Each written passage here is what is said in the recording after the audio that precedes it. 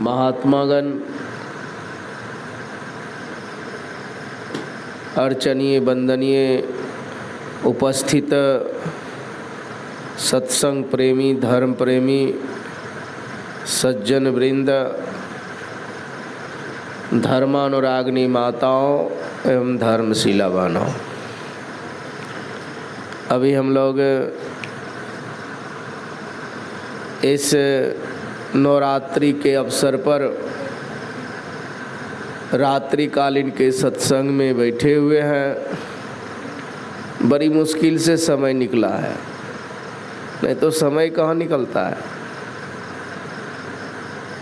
अभी सुन रहे थे महापुरुषों की वाणी को, गगन घटा घरानी साधो।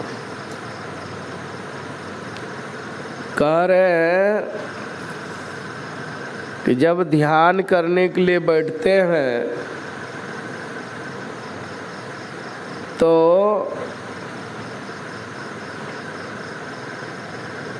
साधक पहले अंधकार को देखते हैं। अंधकार में जो है जल की वर्षा होता है। वो जल की वर्षा क्या होता है? जो परमाराध्य संत सद्गुरु महाराज की वाणी में हम लोग पढ़ते हैं, गाते हैं, सुनते हैं, चलत पंथ सुख होत महा है, जहाँ अजर झरते। अजर मतलब ज्योति, ज्योति की झरना होता है, फोहरा। नहीं, अजर मतलब ज्योति। अजर झरते अमृत ध्वनि की नौवत झरत बरभागी सुनते। अर्थात वहाँ जो है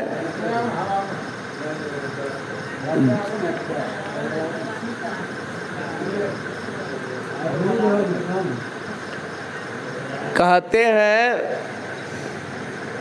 कि ज्योति और नाद का जो है ना, शब्द का वर्षा होता है।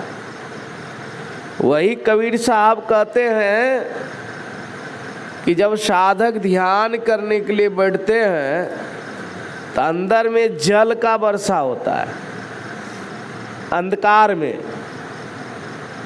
और इसकी पानी जो है ना बह रहा है। बह क्या रहा है कि इंद्रियों के माध्यम से जो है हमारी शक्ति जो है ना, ऊर्जा जो है निकल रहा है। उसी शक्ति को मेर बनाओ, समेटो। तो कैसे समेटेंगे?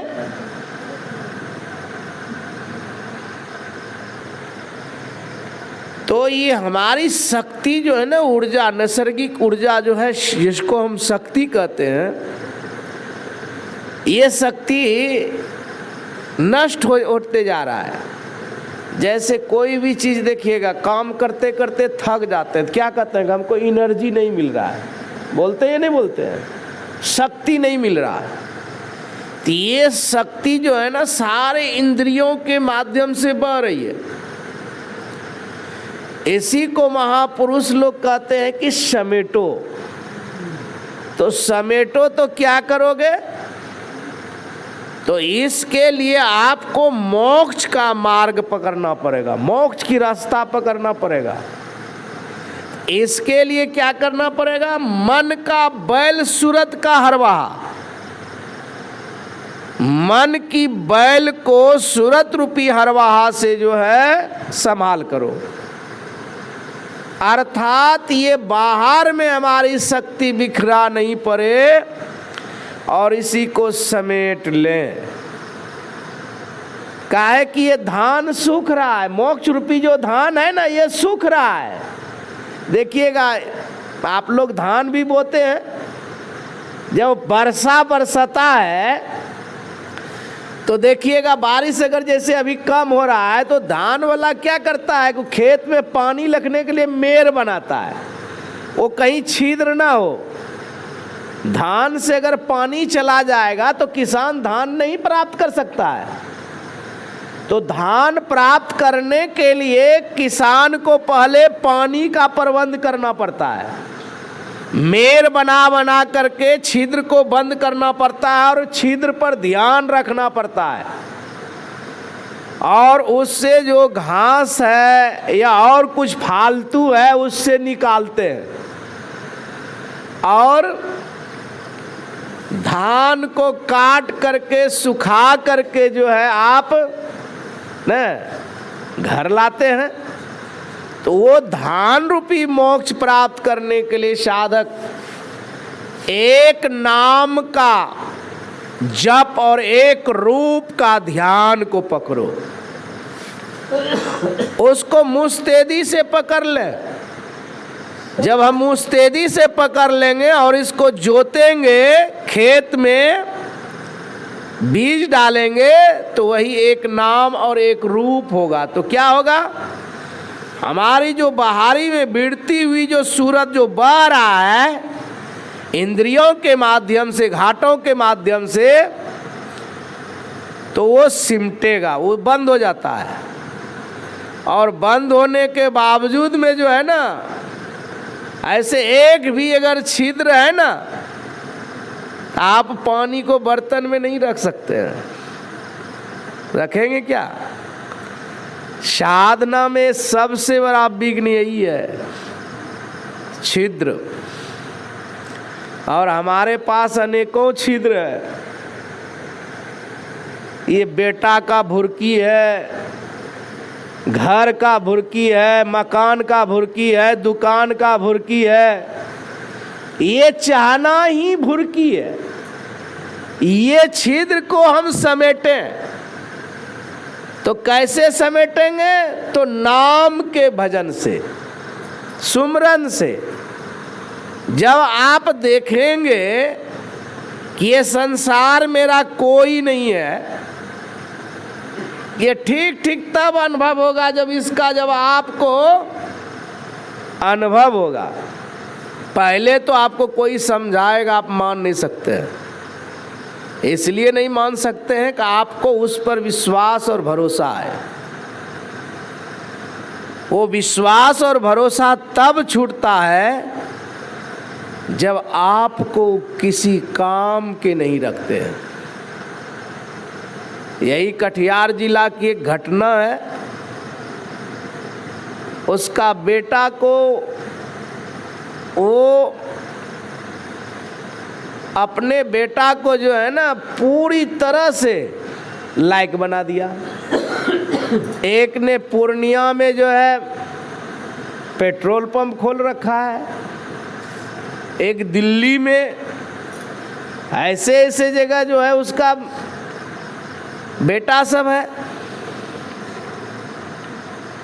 बाप आज तक किसी से मांगे नहीं है, क्योंकि उसके पास भी है। तो बेटा आज तक अपने हाथ से उठा करके भी नहीं दिया है कि बाबा पिताजी लीजिए 5,000 10,000 आप अपना सेवा में रखिए, सो बात नहीं है। हम लोगों को सुना रहे थे कि बाबा आज तक बेटा नहीं दिया। इतना पैसा तो कमाता है, लेकिन आज तक बेटा नहीं दिया है।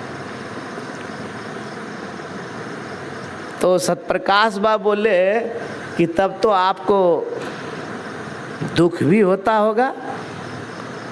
कहा नहीं बाबा, अब दुख नहीं होता है। आप लोगों की कृपा और गुरु महाराज की आशीर्वाद से समझ गए हैं, ठीक ठीक समझ गए। अब दुख नहीं होता है। जहां तक मेरा कर्तव्य था हम कर्तव्य कर दिए, अब वो करे या नहीं करे। और जिसको ज्ञान नहीं है, बेटा खाने के लिए नहीं देगा तो समाज बैठाएगा कि नहीं? बैठाते हैं कि नहीं बैठाते? देखिए हमारा बेटा सब ने धन संपत्ति हड़प लिया है और हमको देखता नहीं है। दुख होता है। एक सामाजिक घटना सुना रहे हैं, सुने होंगे, कहीं याद आ जाएगा, बहुत मार्केबल घटना है। उसको बेटा को डॉक्टर बनाने का बहुत च्वाइस था, लेकिन वो सज्जन गरीब थे, बहुत गरीब था। तो क्या करता भाई, डॉक्टर तो कोई साधारण बनता नहीं, उसके लिए अभी भी पैसा चाहिए ना, 20 लाख की 25 लाख चाहिए। लेकिन बेटा को डॉक्टर बनाना है तो करेंगे क्या।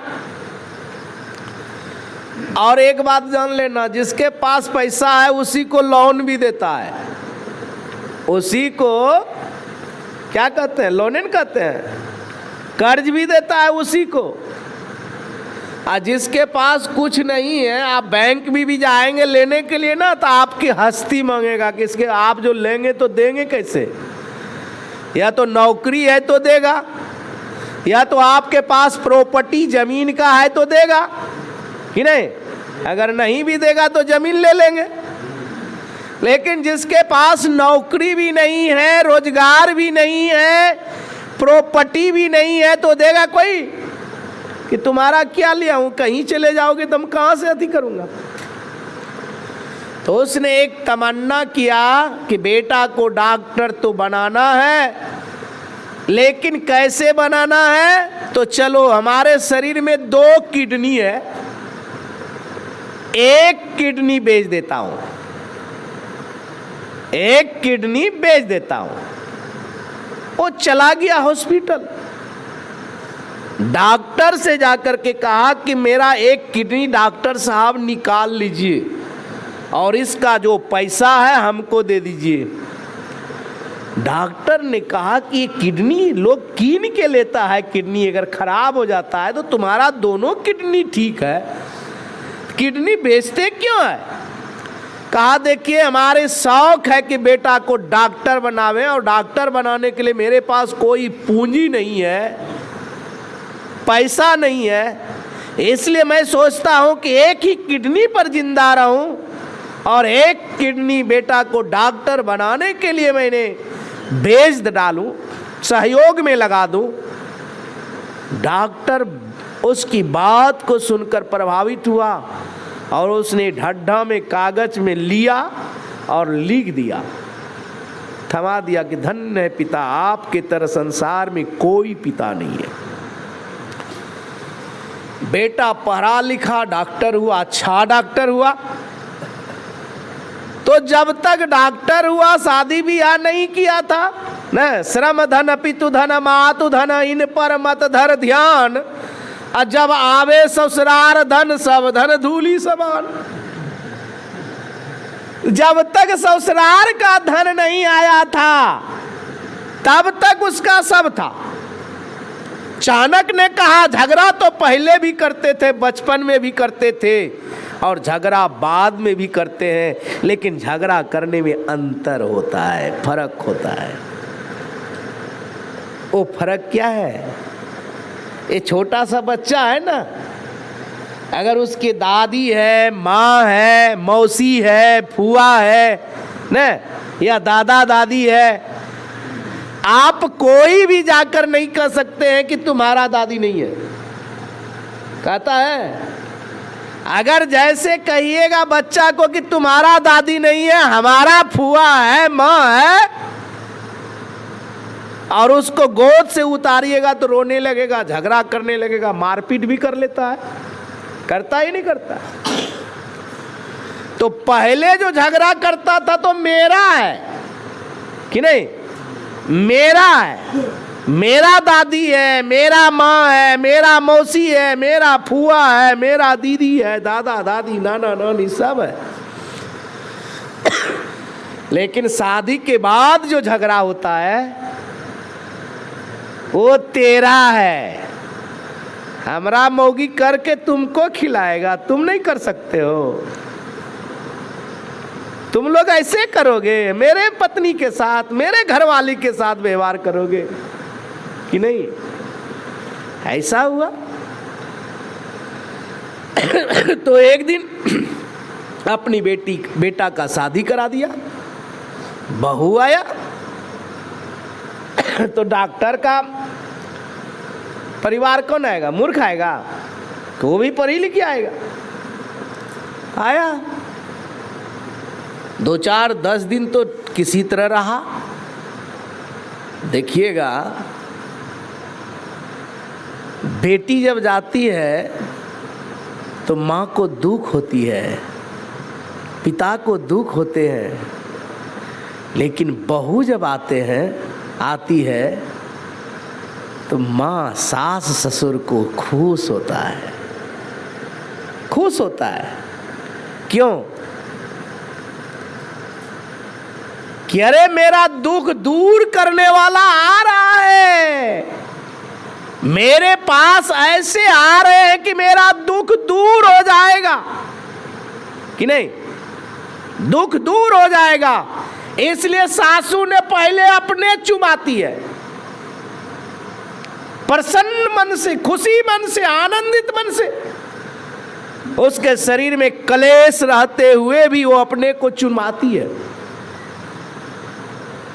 लेकिन बाद में क्या होता है, वो खुशी होता है कि दुखी होता है, वो तो सब कोई जानते हैं। घर घर लेखा एक के देखा होता है। हो गया खटपट।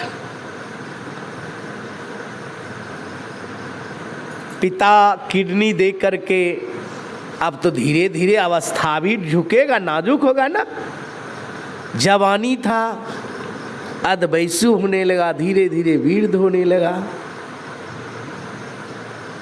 लेकिन इतना सा भला था, उसने वो कागज को रखा था, वो कागज को रखा था।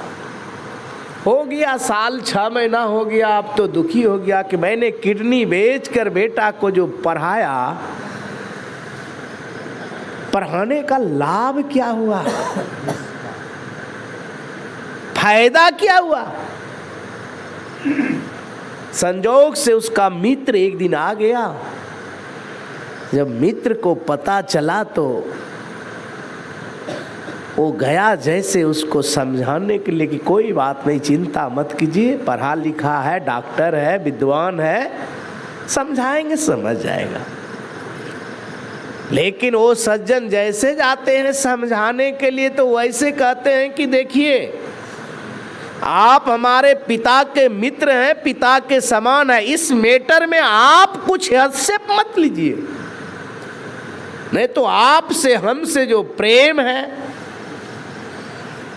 वो प्रेम में नफरत हो जाएगा। कहा देखो बेटा, मैं तुम्हारे पास हस्तक्षेप करने के लिए नहीं आया हूं, लेकिन मैं बीती हुई बात को एक याद दिलाना चाहता हूं कि तुम गरीब घर के बच्चे डॉक्टर कैसे बने हो। कहा जैसे बनाया, कहा जैसे नहीं बनाया, कम से कम पीछे उलट कर की भी देख लो, इसी में बुद्धिमानी है। और उसके मित्र ने वही फाइल जो डॉक्टर ने दिया था, वो जो लिखा हुआ था ना, डॉक्टर का सवाल जवाब जो था ना, वही सवाल जवाब का जो कागज था उसके पास, पढ़ा लिखा तो था ही ना। जैसे उस कागज को पढ़ा, उस कागज को जैसे देखा, आंख की पट्टी घिसक गई। वो अपने पत्नी से बोला कि देखो, हम जैसे रखेंगे वैसे अगर रहना है तो रहो, और नहीं तो तुमको जहां अच्छा लगे, जहां स्वतंत्र हो तुम जा सकते हो। मेरी व्यवस्था में अगर तुम संतुष्ट नहीं हो, प्रसन्न नहीं हो, तो तुम जहां जाओ, तुमको जहां व्यवस्था अच्छा मिले तुम जा सकते हो। लेकिन मैं अपने माँ बाप को कदापि नहीं छोड़ सकता हूं, जो मेरे लिए मेरी ख्वाब को ऊंचा करने के लिए अपनी किडनी तक दे सकता है। और मैं कैसा नालायक हूं, मैं उसको छोड़ सकता हूं। मैं इससे कभी नहीं होगा। जाओ, जो हम जैसे रखेंगे, माँ बाप के सलाह में तुमको अच्छा लगे तो रहो, नहीं तो जा सकते हो। तो कहने का बात यह है कि जब पता तब चलता है जब विपत्ति पड़ता है, जब संकट पर साथ नहीं देता है, तब पता चलता कि क्या होगा। तो उसी प्रकार से अपनी मेर को संभालने के लिए महात्मा लोग कहते हैं कि मन का बैल सूरत की हरवाहा। ये जब तक हमारा मन कब तक है, जब तक ये बाहर इंद्रियों में विचरण कर रहा है, इंद्रियों का अवलोकन कर रहा है, यही मन जब समेट करके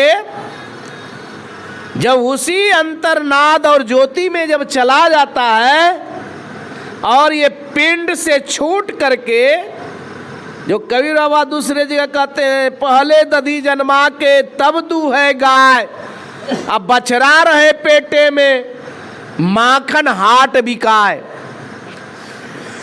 कहते हैं कि वो जो समेट करके पिंड से ब्रह्मांड में लेकर चले जाते हैं, तो ये क्या होते हैं जानते हैं? ये अंतर्मुखी मन होता है। यही मन जो है ना, उसको भजन से या सूरत से लगाव हो जाता है, यही सूरत हो जाता है। कबीर बाबा ने बहुत अच्छे शब्द कहा है, मन उल्टे तो सूरत कहलावे। यही मन जब पिंड से उलट करके ब्रह्मांड में चला जाता है, केंद्रीय में बहिर्मुखी से अंतर्मुखी जब हो जाता है, तो सूरत हो जाता है। और वो सूरत ऐसा ख्याल करता है, ऐसा वहां उसको लेकर चला जाता है कि कहने की बात नहीं, और आनंद मिलता है। लेकिन करना पड़ेगा। इसलिए कहते हैं कि आप अपनी को संभालें। भजन तो बहुत बड़ा है, समय कम है, इसलिए कहते हैं गगन घटा घरानी साधो। ये घटा जो है, बादल जो बरस रहा है ना, इसको पानी को संभार लो। कैसे संभारेंगे? तो ध्यान के माध्यम से। और ध्यान कब बनेगा?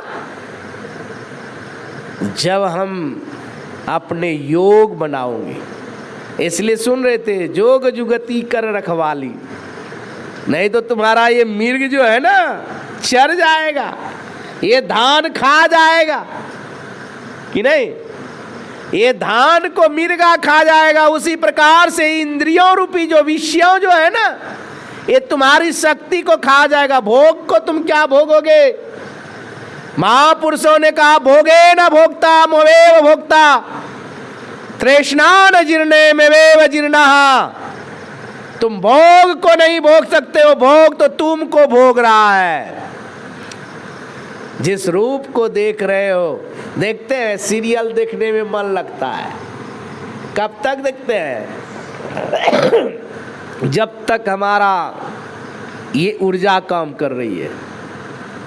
ऐसे है सामने में मोबाइल पड़े हुए, सोए हुए, किताब लिए हैं पढ़ने के लिए, चले गए नींद में। सत्संग में बैठे हैं, सुनने के लिए आए हैं, चले गए गहरी नींद में। नहीं, इसलिए इस मेर को संभालिए। और जो संभालते हैं, महापुरुषों ने बहुत अच्छा कहा, धन की रखवाली सब करे, मन की रखवाली करे न कोई। आज जो मन की रखवाली करे तो नर से नारायण होय। वही व्यक्ति नारायण हो जाते हैं, वही धनपति हो जाते हैं, उसकी कंगाली दूर हो जाता है।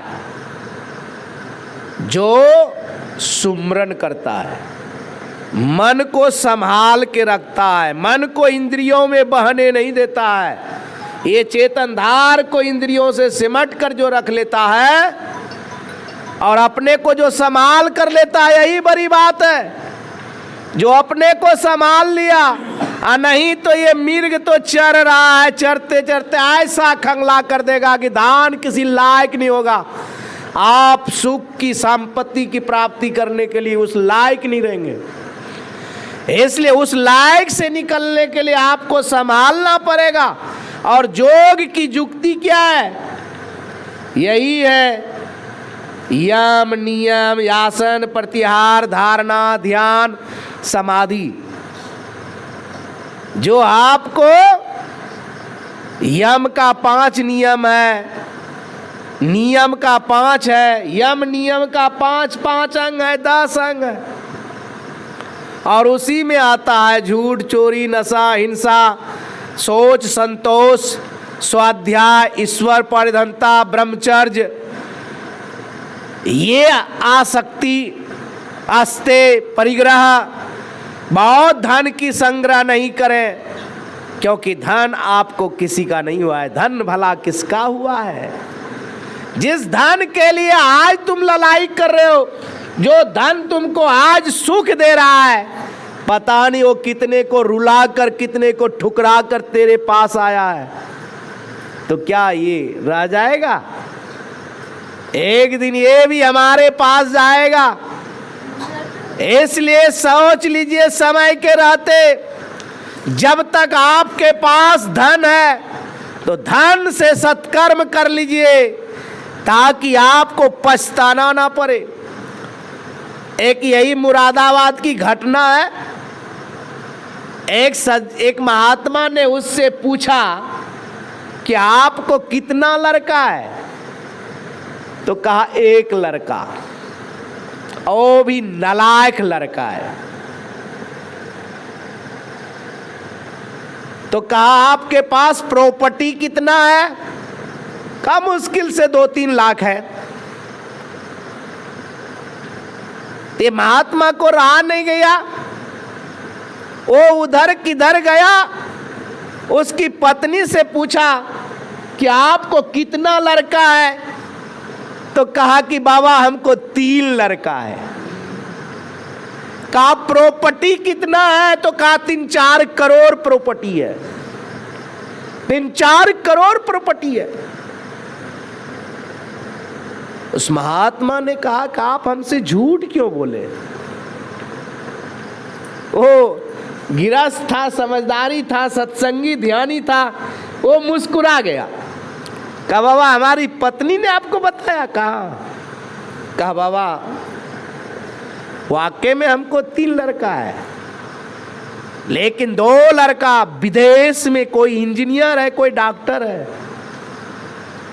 इसको मैं मारते मारते थक गया कि तुम भी कुछ कर लो, पढ़ लिख लो। लेकिन ये सांप नहीं सुना, और वही बुर्बक बना है तो हमारा सेवा सत्कार सब कर रहा है। और जो इन डॉक्टर इंजीनियर बना हुआ है, वो अपने सुख सुविधा में है। फोन भी करते हैं तो पिताजी फुर्सत ही नहीं है, आएंगे कहां से? फुर्सत ही नहीं है। अरे मर भी जाता है तो उसको पानी पिलाने के लिए नहीं आता है। तो कहा जो पानी पिलाने तक नहीं आएगा तो बेटा किस काम का? वो तो एक के बेटा है ना, जो हमको सुख दुख में सहयोग दे रहा है, साथ दे रहा है, संयोग कर रहा है। और आप जो बोले कि 2-3 करोड़, बाबा आप ले नहीं लीजिएगा महाराज, हमारी संपत्ति 5 करोड़ है, लेकिन ये धन किसी काम का नहीं है। 2-3 लाख इसलिए कहा कि 2-3 लाख से ही हम सत्कर्म किए हैं। वो 2-3 लाख से ही इस पर हम तरक्की किए हैं, जो कि हमारे आगे को होगा। सो धन संचिए जो आगे को होए, शीश चढ़ाए गाठड़ी जातन देखा कोई। कबीर बाबा कहते हैं वही धन को संचो जो तुम्हारे आगे को होगा, बाकी ये आगे होने वाला नहीं है। इसलिए धर्म का, धन का उत्तम गति है दान, भोग, और नाश, 3 प्रकार का धन होता है। उत्तम है दान, माध्यम है भोग और तीसरा है नाश। इसलिए कबीर बाबा ने कहा लक्ष्मी को 4 सूत और जेठ को माने नहीं। लक्ष्मी को 4 सूत घर अग्नि चोर, जेठ को माने नहीं, साधुता चोर। लक्ष्मी को 4 सूत, जेठ को माने नहीं, 3 लगा भाई शोर, 3 लगाएगा शोर। या तो राजा टैक्स लेगा, उससे छिपा के रखिएगा, नहीं खाता में नहीं दीजिएगा, नोटबंदी होगा, नोट को सराइएगा ना। कटिहार में एक ठो बेटा मांग रहा था माँ से पैसा कि माँ पैसा दीजिए, जो काम है, बहुत जो इमरजेंसी काम है, अर्जेंट काम है। तो माँ क्या कहती है, अरे हमरा जहर खाए तो ढेर पैसा चाहिए, तो हमारा लगे पैसा मांगे। 2-4 दिन के बाद हो गया नोटबंदी। जैसे सुना कि नोट बंद हो गया, ये नोट नहीं चलेगा, नया नोट चलेगा, तो कहता है रे बेटा को, कहता है रे नोटबंदी हो गया। हाँ तो घबरा जी का दिल, तो राज्य हर खैर पैसा नहीं जो, तो घबरा जी का दिल। कल के कौना कहो कि मेरा दुश्मन हो, पैसा नहीं रहा। 85,000 उसके जिम्मा में पैसा था, 85,000, और जहर खाने के लिए पैसा नहीं था। तो अब देखिए, देश से बचाइएगा, समाज से बचाइएगा, चोर लेकर जाएगा, लुटेगा, और उससे भी जब नहीं बचेगा ना, तब अग्नि से जलेगा, आग लगेगा। किसी न किसी प्रकार आपके हाथ से वो धन जाएगा। इसलिए बुद्धिमानी इसी में है कि धन को सत्कर्म में लगा लीजिए, आप भी सुखी रहिएगा, आगे भी सुखी रहिएगा। बोलिए श्री सद्गुरु महाराज।